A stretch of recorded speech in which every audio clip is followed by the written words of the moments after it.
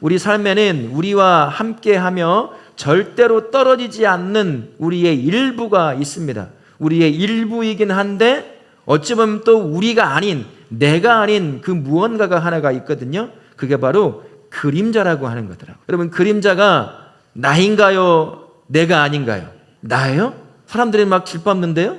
지나다니면서 나인 것 같은데 내가 아닌 게 그림자가 아닌가 싶습니다. 없으면 죽은 사람이고 있는데 나를 비춰주긴 하는데 누구나 밟을 수 있는 게 내 그림자니까 내가 아닌 것 같아 보이는 거죠. 눈에 보이는 그림자가 있는 것처럼 내 내면에, 보이지 않는 내면에도 그림자가 존재합니다. 내면의 그림자라고 얘기할 수가 있습니다. 이 그림자는 보이지 않습니다. 보이지 않지만 나의 보이는 그림자가 내 곁에서 떠나지 않는 것처럼 절대로 떠나지 않는 게 또한 내 내면에서 머물고 있는 나만의 그림자라고 하는 것이 내 안에 있는 그것입니다. 절대로 떨어져 나가지가 않는다는 거죠. 이 그림자는 눈에 보이는 그림자와 좀 달라요. 그래서 나에게 영향을 직접 미치기도 합니다. 그런데 그 영향이 좋은 영향을 미치지 못해요. 나쁜 영향을 미칠 때가 참 많은 게 내 안에 보이지 않는 나만의 내가 가지고 있는 그림자라고 할 수가 있죠. 이 그림자는 내 안에 있는 죄성, 그리고 죄성을 갖고 살다가 보면 겪는 경험들이 함께 어우러져 만들어지는 게 내 안에 나만 가지고 있는, 누구도 보지 못하고 때로는 나도 알지 못하는 내 안에 있는 나의 그림자라고 할 수가 있습니다. 근데 이 그림자가요, 드러날 때가 있어요. 보여질 때가 있습니다. 어느 때 보여질까요? 내 언어로 보여질 때가 있어요. 내 행동으로 내 안에 나만 알고 있고 때로는 모른다고 생각했던 그림자가 드러나 보일 때가 있다는 것이에요. 또 때로는 나의 감정을 통해서도 내 안의 그림자가 드러날 때도 있습니다. 여러분, 이런 분 보실 거예요. 참 점잖하고 착하고 참 남들 앞에서 함부로 남의 말 못하는 사람인데 어느 상황이 딱 되니까 그의 입에서 욕이 쏟아져 나오는 거예요. 또 이런 사람도 있죠. 야, 저런 사람은 법도 없이 살 사람이야. 화도 못 내. 그런데 어떤 상황이 딱 되니까 분노가 표출되는 거예요. 저런 사람이었다고? 이렇게 느껴질 정도로 그렇게 내 안에 그림자가 표출될 때가 있습니다. 그게 다 내 안에 숨겨져 있는 아무도 보지 못하는 그 그림자 때문이에요. 왜 보지 못하는 줄 아세요? 사람들은 전부 다 자기만의 가면을 가지고 살아가요. 여러분, 전부 가면 썼어요. 화장으로 가면 쓴 거 말고요. 여러분, 보이지 않는 가면을 다 쓰고 있습니다. 그래서 내 안에 있는 그림자를 가면으로 살짝 감춰놨어요. 여기서 앞에 여러분들은 못 보지만 저는 보잖아요. 인자하고 선하고 의롭고 착하게 생겼어요. 전부 다 우리 교인들이. 근데 삶의 현장에 가면 아마 다를 겁니다. 제가 못 봐서 정확히 얘기는 못 하겠지만 제가 겉으로 보는 여러분의 얼굴과는 또 삶의 현장에 가면 다를 수도 있어요. 소문도 들려오는 분도 있어요. 가면이 나를 가려놓다 보니까 내가 품고 있는 내 그림자를 내가 못 보는 거예요. 그래서 드러나 보이지 않는 거지요. 오늘의 말씀이 바로 이 그림자에 관한 이야기입니다. 잠깐 말씀을 간단하게 정리해보면 이렇죠. 예수께서 조반을 먹게 하신 후에 베드로와 대화를 나누십니다. 그에게 뭐라고 말씀하시죠? 두 가지를 반복해서 계속 얘기하셔요. 첫 번째는 내가 나를 사랑하느냐? 라고 묻습니다. 그래서 베드로가 대답을 했죠. 이때 베드로가 어떤 뉘앙스로 대답을 했을까요? 여러분 한번 상상해 보셨어요? 아, 그럼요. 내가 예수님 사랑하죠. 이렇게 말했을까요? 저는 전혀 그렇지 않다고 생각해요. 죽어가는 목소리로 그럼요, 알죠, 사랑하죠. 마지막 세 번째는 예수님이 아시잖아요. 그렇게 대답을 하고 맙니다. 그럴 때마다 예수께서 뭐라고 말씀하시냐면 내 양을 치라, 내 양을 먹이라, 내 양을 치라. 오늘 말씀은 우리가 읽었던 말씀에는 반복되는 구절들이 참 많아요. 예수님이 강조하고 싶어 하시는 것이겠죠. 그러자 조금 있다가 베드로가 옆에 있는 요한에 대해서 물어봐요. 사실은 그 이전에 예수께서 이제 지금 너를 다시 만나기 전까지는 네 마음대로 네가 알아서 살았지만 이제 이후부터는 네 마음대로 못 산다. 네가 어떻게 죽을지 이제 그 죽음을 향해 가는 거거든. 근데 그 소리를 들었어요. 베드로가 참 엉뚱한 사도였던 것 같아요. 그쯤 되면 굉장히 무거운 마음과 예수님을 배신했죠. 또 찾아오신 예수님 나를 품었죠. 이러면 기쁨도 있고 감사함도 있고 미안함도 있고 뭐 여러 가지가 감정이 막 복합되어 있을 거 아닙니까? 그러면 아무리 성질 급하고 말 많이 하는 사람이라고 하더라도 그때만큼은 조금 얌전히 조용히 있을 법한데, 예수님이 하신 이 말씀을 듣고 나서는 옆에 있는 요한과 비교하기 시작하는 거예요. 이 사람은 어떻게 돼요? 이런 말을 하더라는 거죠. 이 안에, 베드로 안에 왜 이런 일이 생길까? 왜 예수께서는 반복해서 베드로에 하여금 부담스러운 질문을 해야 되실까? 베드로 안에 뭐가 있다는 거죠. 예수께서는 하시는 말씀과 그분의 행동은 언제나 의도성을 가지고 행하십니다. 아무런 의미 없이 시간 흐르는 대로 쫓아가는 그런 걸음을 걷는 분이 예수님이 아니셔요. 분명히 의도를 가지고 말하시고 의도를 가지고 행하시고 가신다는 겁니다. 그런 것을 감안해서 본다면 분명히 이유가 있는 거죠. 베드로 안에 그림자가 있다는 거예요. 베드로가 예수님 주신 구원의 은혜를 누리고 진리의 자유함을 누려야 하지만 그 안에 있는 그림자 때문에 그 구원의 은혜도 못 누리고 진리의 자유함도 못 누리고 있는 거예요. 그는 어떤 사람입니까? 예수님을 3번 부인한 사람이에요. 마지막에는 저주까지 하고 떠나버렸던 사람이 바로 베드로라고 하는 사람입니다. 그 안에 있는, 숨겨져 있는, 어쩌면 베드로는 발견하지 못했던 자신만의 그림자, 예수를 부인하고 저주하고 떠나버린 그것이 만들어낸 그 그림자, 그게 뭐겠어요? 상처 아닙니까? 그리고 죄책감이 아닐까요? 그것을 예수께서 직면하게 하시길 원하시는 거예요. 반복해서 한 번 물을 때마다 가라앉아 있던 그 죄의식과 죄책감과 그 상처가 어떻게 될까요? 스멀스멀 올라오지 않을까요? 한 번만 물어보면 좋은데 3번 물어봐요. 우리 예수님은 우리 한국인들이 좋아하는 삼세판을 너무 좋아하셔요. 3번을 물어보셔. 여러분, 삼세판 외국 사람들은 절대 이해 못합니다. 자두 3개를 얼마 주고 팔까요? 1,000원 주고 팔아요. 1,000원 주고. 4개에 1,000원이면 나누기도 쉬워요. 250원씩 해서 2개만 살게요. 500원 주고. 이렇게 해도 쉽게 말할 수 있을 텐데 3개를 팔아 1,000원에 어떻게 나누실래요? 334원 뭐 어떻게 나누겠어요? 미국 사람들이 이걸 이해를 못해. 근데 우리 예수님 이해를 잘 하신 것 같아요. 3번을 물어보셔. 왜 3개를 팔까 생각해 봤어요. 2개를 팔기로는 너무 비싸게 판다고 말할 것 같고, 4개를 팔자니 이거 너무 싸게 파는 것 같고, 그러다 보니 1,000원에 3개를 딱 정한 거 아닌가 하는 생각이 드는데, 예수도 그러신 것 같아요. 베드로의 마음을 자극하시는 겁니다. 그가 내면에 품고 있는 그 그림자인 죄책감과 상처를 직면하게 만드시는 거예요. 그를 찾아와 물으시고 내 양을 치라고 하시는 그 예수님이 주시는 사랑으로 그것을 덮는 걸 경험하게 하시는 겁니다. 용서하심을 경험하게 하시는 거예요. 그래서 예수를 떠나버리고 빈 그물과 같은 인생을 살기 시작했던 그 베드로가 다시 예수님의 사랑을 회복함으로 말미암아 다시 세워지는 그 일을 하게 하시려고, 때로는 가슴 아픈 것을 찌르는 것 같은 그러한 질문이기는 하지만 반복해서 3번을 연겁 후 베드로에게 물어보신다라는 것이죠. 3번의 반복된 질문, 아무리 그렇다라고 해도 부담스럽잖아요. 요한도 그걸 옆에서 봤던 사람 아닙니까? 그것을 보면서 요한이 예수님이 3번을 물어보시고 나중에 3번째 대답을 하고 있는 베드로의 얼굴을 보았던 모양이에요.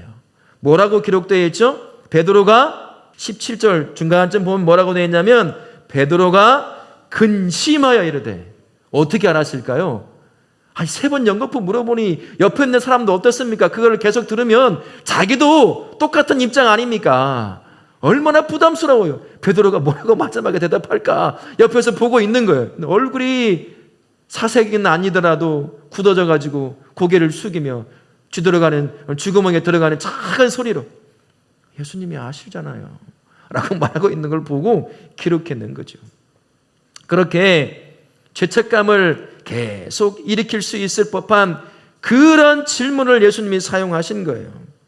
3번을 베드로가 부인했습니다. 3번을 연겁 후 사랑의 고백을 하게 함으로 말미암아 자신의 그 죄책감과 그 상처를 계속해서 덮으시는 거예요. 반복해서. 그 안에 있는 그 그림자를 이겨낼 수 있는 유일한 길은 예수 그리스도의 사랑이 그 안에서 잃어버렸다고 생각했던 그 사랑이 다시 회복되는 것뿐이거든요. 예수님의 사랑은 능력이 있습니다. 예수님의 사랑은 생명이죠. 예수님의 사랑은 회복의 능력이 됩니다. 생명의 능력이 돼요. 그분의 사랑을 경험한 자 치고 살지 않은 자가 한 명도 없습니다. 그래서 그 안에 예수를 떠남으로 말미암아 잃어버렸다고 생각했던 그 예수의 사랑을 반복된 질문을 통해 다시 끌어내시는 거예요. 그러면서 예수님이 너를 향한 얼마나 큰 사랑을 베푸시는지, 그 용서함이 얼마나 큰지를 경험하게 만드는 거죠. 내 안에 있는 그림자요, 그건 마음을 병들게 만들어요. 누구든 마찬가지입니다. 영혼도 병들게 만듭니다. 더 깊어지면 더 깊은 질병에 빠지게 되는 거죠. 영혼의 질병, 마음의 질병에 빠져요. 그것을 잘 보여주는 사람이 누굴까요? 가론 유다라고 하는 사람입니다. 그는요, 예수님을 팔아먹은 것에 대해서 잘못된 선택을 했다는 걸 너무 잘 알고 있던 사람이었어요. 그래서 은 30도 돌려주었습니다. 그 정도로 자기가 큰 잘못을 했다는 것을 아는 사람, 그가 가론 유다였어요. 그때 예수님을 만났다면 어땠을까요? 가론 유다, 그 안에 있는 예수를 배신함으로 말미암아, 팔아버림으로 말미암아 만들어졌던 그 죄책감과 미안함과 이 모든 그림자들이 다 예수 그리스도의 사랑으로 덮여버렸을 거예요. 그는 그런 선택을 안 했을 겁니다. 하지만 그 짤막한 시간이었지만 그가 예수를 만나지 못함으로 말미암아 내면에 만들어진 그림자가 그의 마음을 병들게 만들었습니다. 그의 영혼을 죽음으로 이끌어갔지요. 사단은 그것을 이용해요. 그것을 이용합니다. 내 안에 그림자가 나를 지배하기를 기다리고 있다가 지배당하면 그것을 이용하는 겁니다. 가룟 유다가 무슨 선택을 하죠? 자살을 선택해요. 제자만큼 가장 행복한 자가 누가 있을까요? 세상에 그 모든 것을 얻었다 하더라도 제자가 얻은 것보다 더 큰 것을 얻은 사람은 없을 겁니다. 가장 행복한 사람, 가장 기뻐해야 될 그 사람이 자신 안에 있는 그림자의 지배당함으로 말미암아 그런 극단적인 선택을 해요. 하지만 베드로는 어떻습니까? 예수님을 만났어요. 그분이 찌르는 송곳 같은 질문처럼 다가오는 내가 나를 사랑하느냐라고 하는 질문을 반복해서 받자 그 안에 잃어버리고 숨겨졌다고 생각했던 그 예수 그리스도에 대한 사랑이 다시 회복되는 거죠. 그가 그렇게 살아났습니다. 그가 그렇게 회복이 된 거예요. 그래서 예수님께서 반복해서 3번을 연거푸 베드로에게 죄책감을 자극할 수 있을 법한 그 질문을 해댄 겁니다. 회복시키시려고 말이죠. 지난 한 주간 우리 성도님들 어떻게 사셨습니까?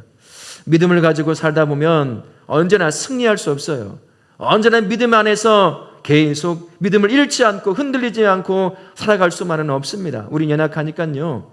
혹시 지난 한 주간 예수 안에서 믿음을 가지고 살아가려고 하다가 이런저런 삶의 문제를 만나서 무너진 경험이 계십니까? 실패한 경험이 계십니까? 그거 우리 안에 그림자를 만들어요. 근데 그거요, 여러분 부끄러워하지 마시고 우리 예수님께 그거 가지고 가셔야 돼요. 그럼 우리 예수님께서 그것을 직면하게 하십니다. 그러면서 그것보다 더 큰 자신의 사랑으로 그것을 덮고 회복시킬 수 있다는 사실을 보여주시는 분이 우리 예수님이셔요. 그분 앞에 가지고 가시면 돼요. 그리고 모든 문제를 해결하시는 그 그림자를 덮고 회복하게도 남는 사랑의 능력으로 우리를 다시 회복시키는 분, 그분이 우리 예수님이십니다.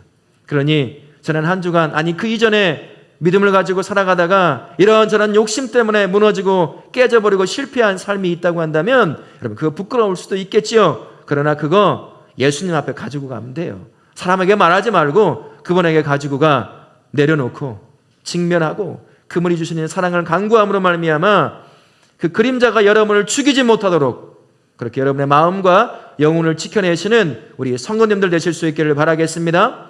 예수께서 내가 나를 사랑하느냐라고 반복해서 물어보는 또 한 가지 이유는요, 베드로가 자신의 확신에서 벗어나서 예수님을 확신할 수 있도록, 믿을 수 있도록, 신뢰할 수 있도록 하기 위함이었습니다. 베드로는 자기 확신이 확고한 사람이었습니다. 마가복음 14장 29절에 보면 이런 말씀이 있어요. 제자들 앞에서 예수님을 향해 이런 말을 합니다. 이 사람들이 다 예수님을 떠나고 배신한다고 하더라도요, 저는 절대로 예수님 배신하지 않아요. 떠나지 않을 겁니다. 라고 호언장담했던 사람이, 확신했던 사람이 누구예요? 베드로라고 하는 사람입니다. 얼마 지나잖아 예수가 잡혀요. 참 멀찌감해서 신문 받고 있는 예수를 바라보며 추운 밤에 손을 째고 있는 그 자리에 어린 여종 하나가 있었습니다.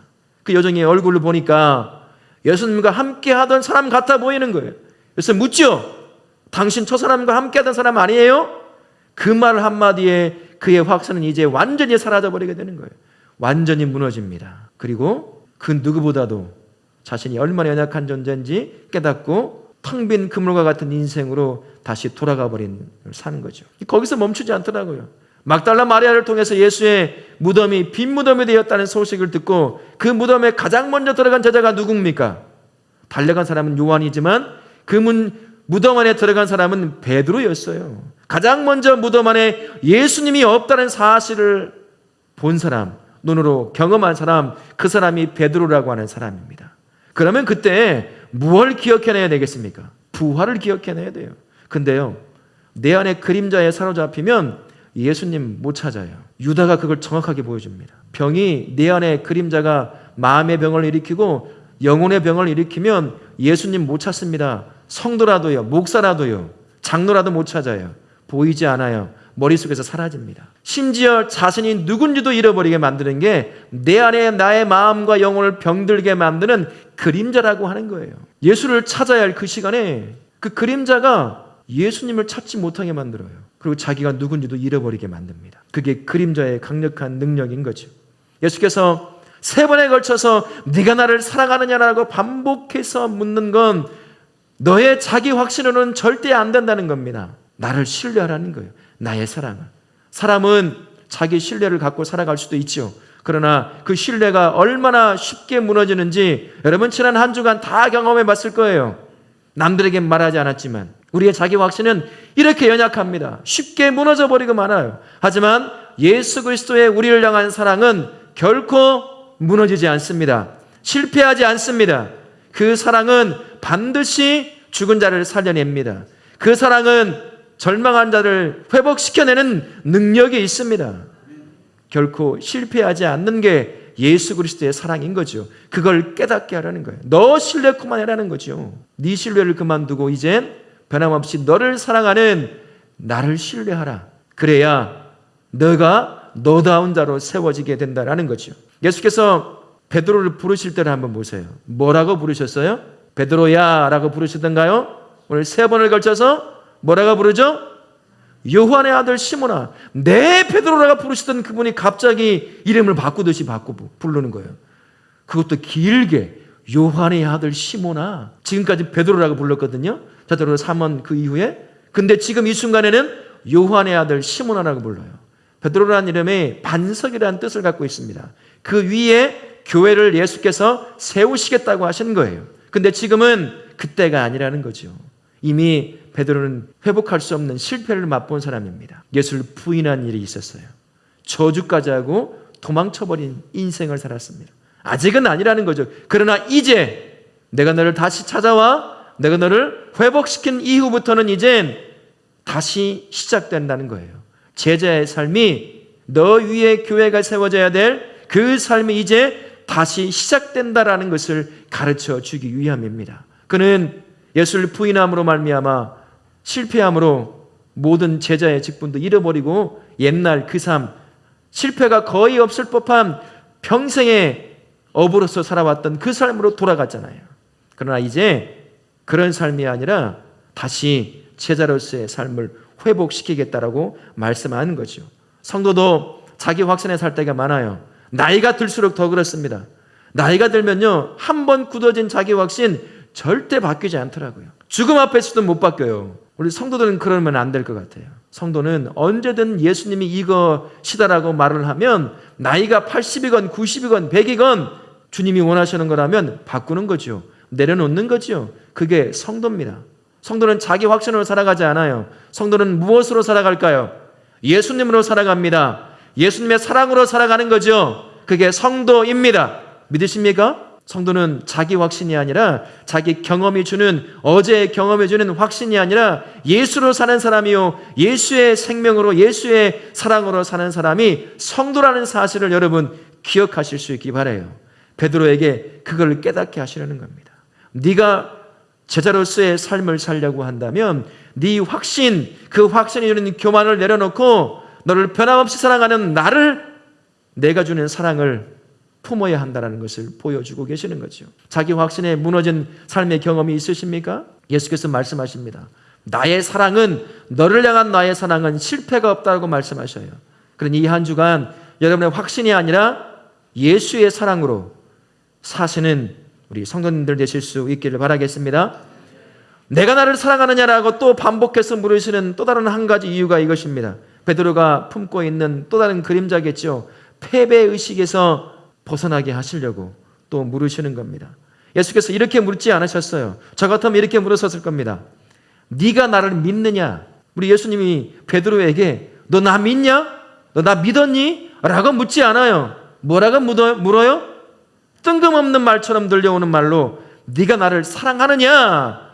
라고 묻습니다. 만약에 예수께서 베드로에게 네가 나를 믿느냐라고 물어봤다면 그럼 베드로는 어땠을까요?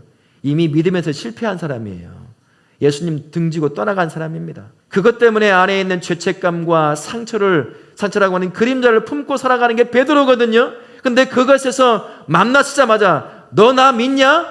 이게 무슨 말일까요? 그를 향해서 정죄하는 것과 똑같은 겁니다. 아마 베드로는 그 질문 첫 번째 한번 듣고서는 고개를 떨구고 아무 말도 없이 뒤돌아서 떠나버렸을 거예요. 어쩌면 가룟 유다와 같은 선택을 했을지도 있겠지요. 그러나 예수님은 그렇게 묻지 않으십니다. 지금 베드로에게 가장 시급하고 중요한 게 뭐겠습니까? 예수를 떠남으로 잃어버렸던 그가 살아가야 될 진짜 이유와 목적이 되는 예수님에 대한 사랑, 잃어버렸다고 생각하는 그 사랑을 회복하는 게 가장 우선이에요.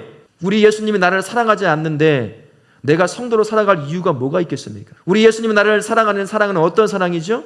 자기의 생명조차도 날 위해 내려놓는 사랑입니다. 이 특별한 사랑, 그 사랑을 모든 성도가 품고 살아가는 사람이에요.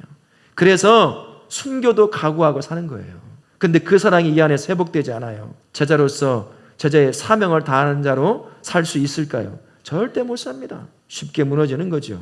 날 사랑하지 않는 신을 위해 내 인생을 바치고 내 생명을 바칠 이유가 하나도 없는 건 아니겠습니까? 예수께서 반복해서 내가 나를 사랑하느냐고 물으신 그 이유가 그 또 다른 이유 하나가 바로 잃어버렸던 그 사랑을 회복하는 것. 그리하여 제자로서 제자의 사명을 다하는 삶을 살게 하고자 하심이었던 겁니다. 믿음을 묻지 아니하시고 사랑을 물으신 거죠. 사랑은 능력이 있다고 말씀했습니다.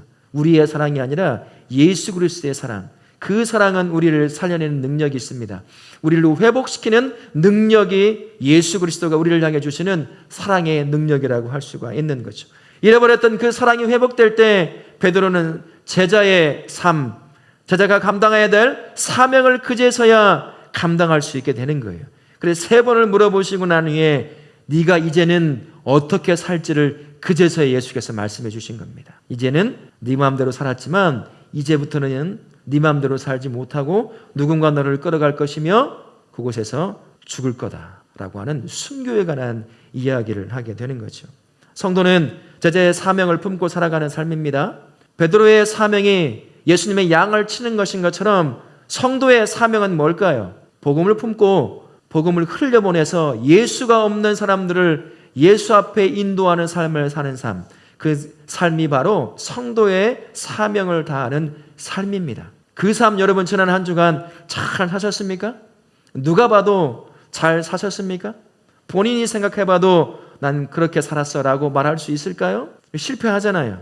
말 한마디 못하잖아요. 예수 믿는 것도 숨기고 살잖아요. 우리 그렇게 실패합니다. 그런 실패자처럼 살아가는죠. 하지만 그런 실패자를 향해 예수께서 사랑한다고 사랑의 고백을 통해서 다시 우리를 그 사명을 다하는 자로 세워내십니다. 우리는 예수 믿는 사람이기 때문에 사명을 무관심하고 살아갈 수는 없어요.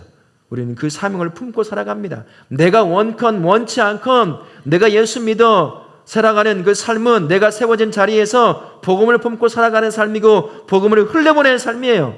내가 원하지 않아도요. 내가 예수를 믿는다고 말하는 그 순간부터 말이죠. 그런데 우리가 어떻습니까? 욕심이 많잖아요. 내가 하고 싶은 게 많잖아요. 그러다 보니 사명 다하지 못하고 실패할 때가 많아요. 그러면 그때는 어떻게 해야 됩니까? 다시 그 실패한 삶이 내 삶 안에서 내 마음을 죽이고 내 영혼을 죽이는 그림자가 되지 아니하도록 그 삶을 예수님께 가지고 나아가는 겁니다. 내려놓는 거죠. 그리고 그럼에도 나를 품으시는 예수의 사랑을 간구하는 거예요. 그러면 다시 그 사랑으로 일어서서 제자로서의 사명을 다하는 자로 이 한 주간을 살아갈 수가 있게 되는 겁니다. 그러니 이 한 주간, 지난 한 주간의 실패를 마음에 품고 마음을 죽이고 영혼을 죽이는 어리석음을 반복하지 말고 그것을 예수께 가지고 나아가고 예수님의 사랑을 간구하시는, 그래서 제자로서의 그 사명을 다하는 삶을 이 한 주간도 다시 시작하시는 우리 성도님들 되실 수 있기를 바라겠습니다.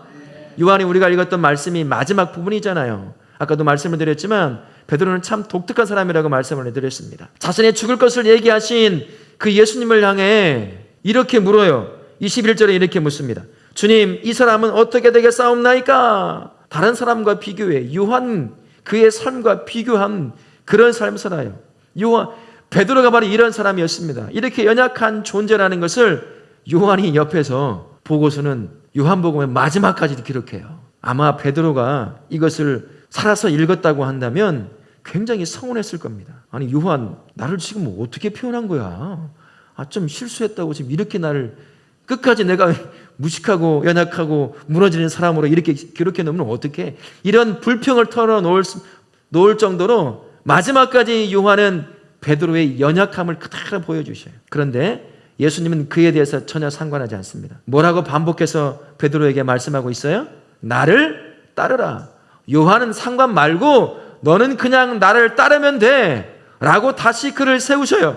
그렇게 세우십니다. 성도도 마찬가지죠. 베드로처럼 언제든 예수님을 부인하고 저주하고 떠나버릴 준비가 된 구원받은 죄인이 성도입니다. 지난 한 주간도 여러분 다양한 모습으로 예수님을 부인했을 수도 있어요. 우리는 그렇게 살아갑니다.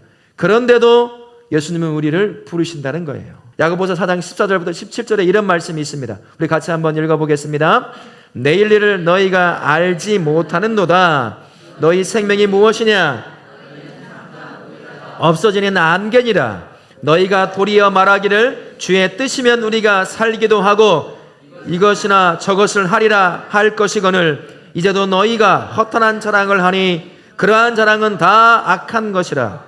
그러므로 사람이 선을 행할 줄 알고도 행하지 아니하면 죄니라. 야고보 사도가 야고보의 그의 입을 통해서 하나님의 마음, 우리를 향한 우리가 어떤 존재인지를 보여주고 있는 겁니다.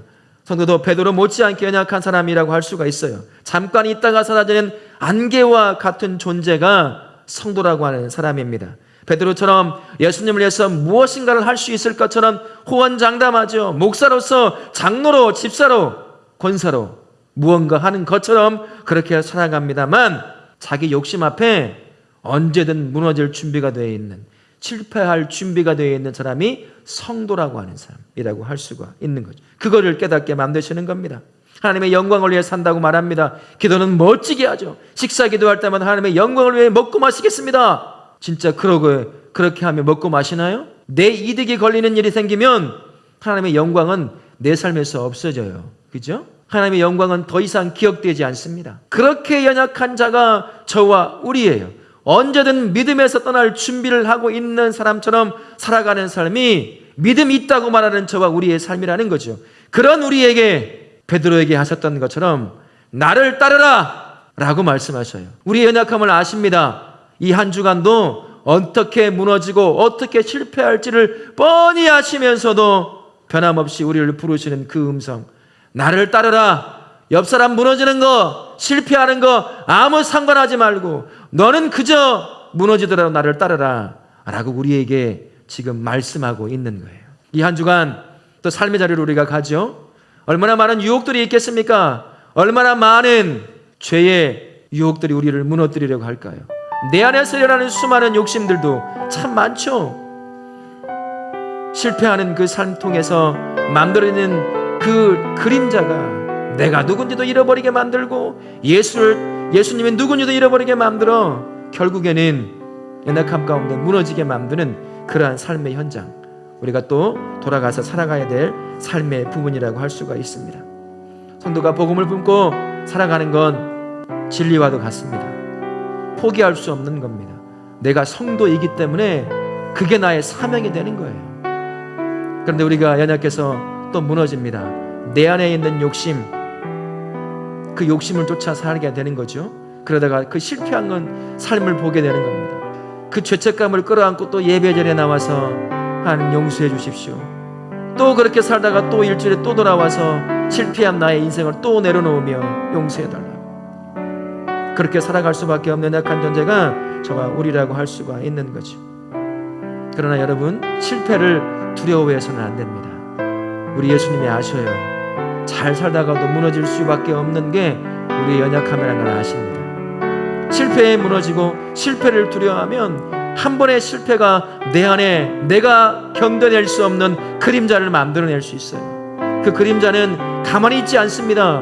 나의 마음을 병들게 만들어요. 나의 영혼을 병들게 만듭니다.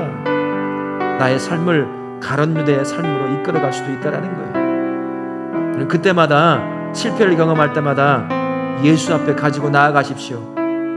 그 연약함을 내려놓고 예수님의 사랑을 간구하십시오. 그분의 사랑이 나의 실패를 덮고 나의 그림자를 덮어 더 이상 나를 망가뜨리지 못하게 만드실 것입니다.